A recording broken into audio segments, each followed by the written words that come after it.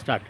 ఈరోజు జూలై 30వ తేదీ హైదరాబాదులోని ఇందిరా పార్క్ వద్ద తెలంగాణ పెన్షనర్ల జేఏసీ ఆధ్వర్యంలో నిరసన దీక్ష ఉన్నది.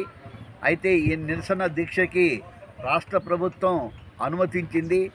ఈ కార్యక్రమంలో పాల్గొనడానికి వెళ్తున్నటువంటి Telangana all pensioners and retired persons association మెంబర్లని పోలీసులు మీరు పాల్గొనవద్దని చెప్పేసి నోటీసులు జారీ చేయడంతో పాటుగా మమ్మల్ని వెళ్లకుండా నిరోధించారు. దీనిని మేము తీవ్రంగా ఖండిస్తూ ఉన్నాం. వాస్తవానికి ప్రధానమైనటువంటి ఉద్యోగుల, ఉపాధ్యాయుల, పెన్షనర్ల సమస్యలు ఈరోజు ప్రస్తావించాలనే ఉద్దేశంతో ఈ యొక్క నిరసన దీక్షను హైదరాబాద్లో ఏర్పాటు చేయడం జరిగింది. అందులో ప్రధానమైనది 4 డిఏలు పెండింగ్లో ఉన్నాయి. ఆ 4 డిఏలు ఇంతవరకు ఇవ్వలేదు. నగదు రహిత వైద్యం అన్ని ప్రైవేటు, కార్పొరేట్ ఆసుపత్రుల్లో అనుమతించాలనేటటువంటి డిమాండ్ ఏదైతే ఉందో ఇది చాలా ముఖ్యమైనది, అందరికీ సంబంధించింది.